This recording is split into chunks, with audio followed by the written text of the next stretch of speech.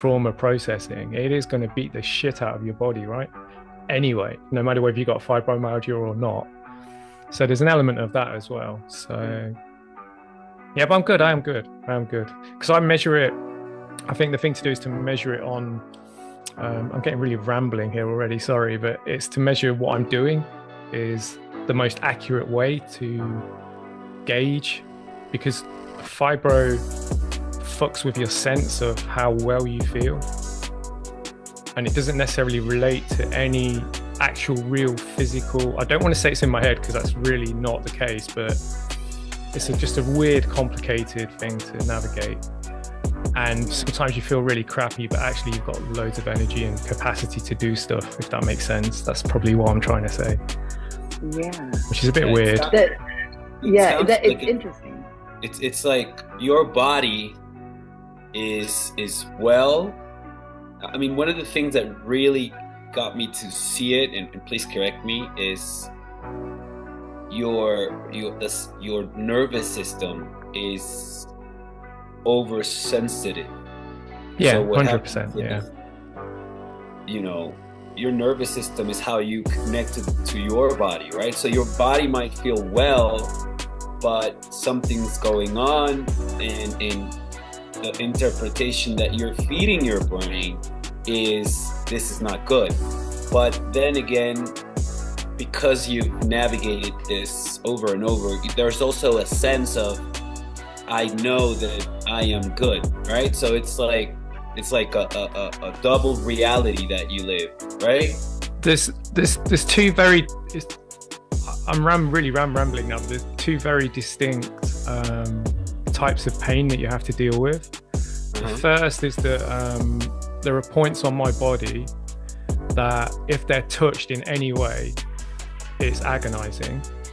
And then the second is when something that, like, if I'm exercising and something that would normally just give you the very slightest twinge, it will be as if you've just ripped that muscle to shreds. It's agonizing. Yeah. And there's always there's some background kind of, like, you know, when you have influenza, flu, like you do know right now, Felipe, and you've got that general body ache that just never really goes away. But then that's okay, because when you're having it all day, every day, especially if you do some kind of mindset work around that, you can just let it detach from labeling it as a problem and just accepting it, and then it's lighter.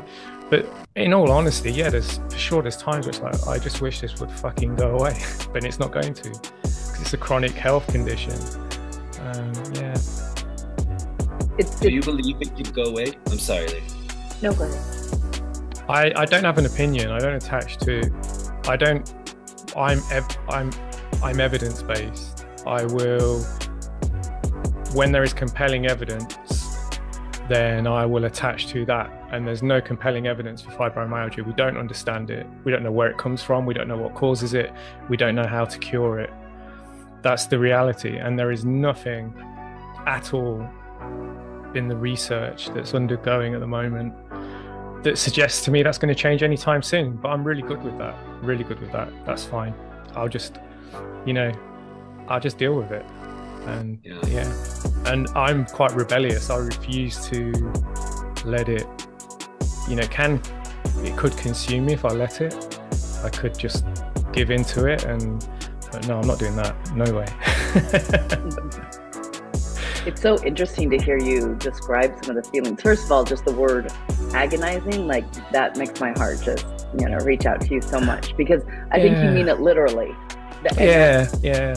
That's the part that's hard to hear.